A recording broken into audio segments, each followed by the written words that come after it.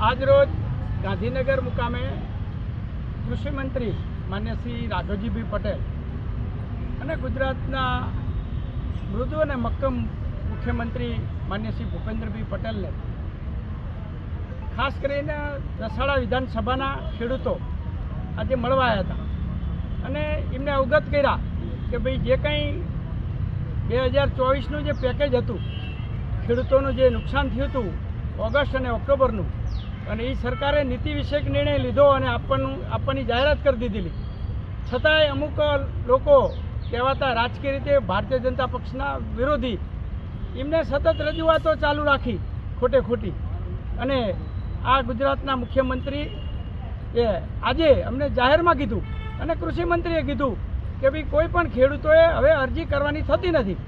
જે કંઈ અરજી કરી હતી અને જે કંઈ અરજીમાં બાકી રહી ગયા છે એ બધાને વળતર આપવામાં આવશે. આ જાહેરમાં અમને ખાતરી આપી.